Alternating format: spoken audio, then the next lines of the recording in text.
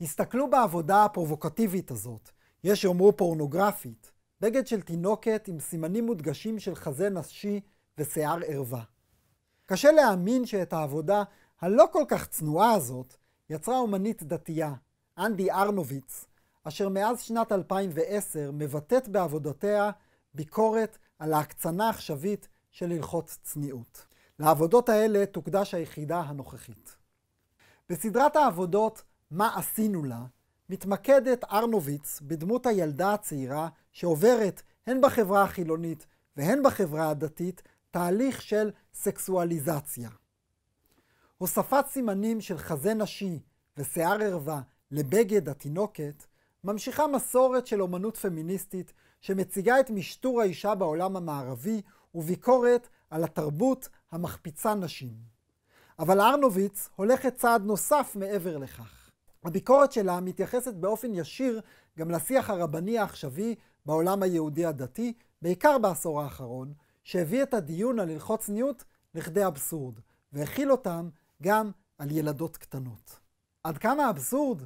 הרב שלמה אבינר, מהרבנים הבולטים בציונות הדתית בישראל, פרסם בשנת 2012 בעלון בית כנסת רשימה, פורנוגרפית לדעת רבים, של תקנות צניעות שיש להכיל על ילדות כבר מילדות, גיל 3 עד 6.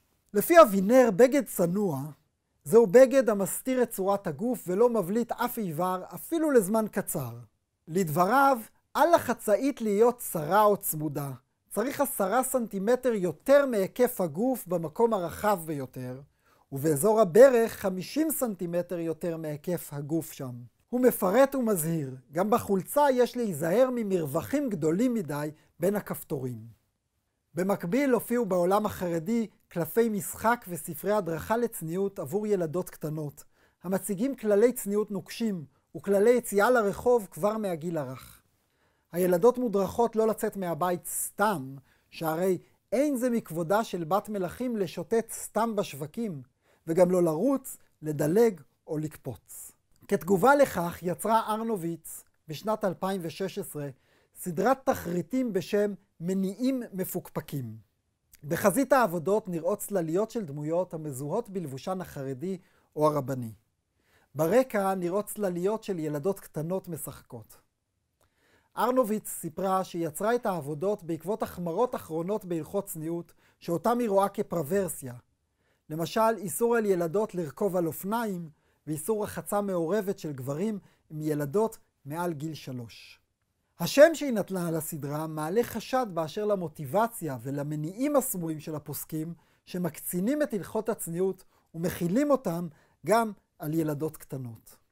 הפילוסוף הצרפתי מישל פוקו הצביע על השינוי בשיח המיניות המערבי מאז המאה ה-17. לדבריו, המאפיין המהותי של החברות המודרניות אינו בכך שגזרו על המין להיוותר בחשיכה, אלא בכך שהועידו את עצמן לדבר עליו לאין סוף, תוך שהן מבליטות אותו בתור הסוד, בהי הידיעה. באותו אופן, ארנוביץ מבטאת ביקורת על שיח הצניעות האובססיבי, שמעצים את שיח המיניות שמנהלים רבנים גברים.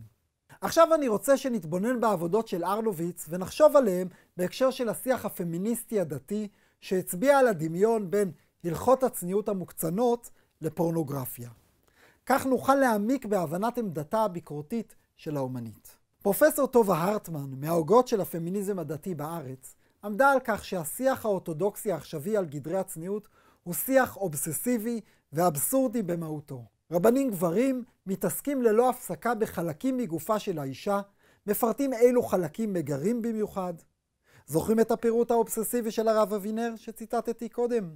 לדעת הרטמן, שיח הצניעות האורתודוקסי העכשווי חורג מכל פרופורציה ועומד בשורה אחת עם שיח האי-צניעות הפורנוגרפי. כעת מתחדדת ביתר בהירות הביקורת של ארנוביץ. לדבריה היא לא באה לערער על הצורך בצניעות ועל חשיבותה, אלא להתנגד להבניה שלה מנקודת מבטם של רבנים גברים בלבד.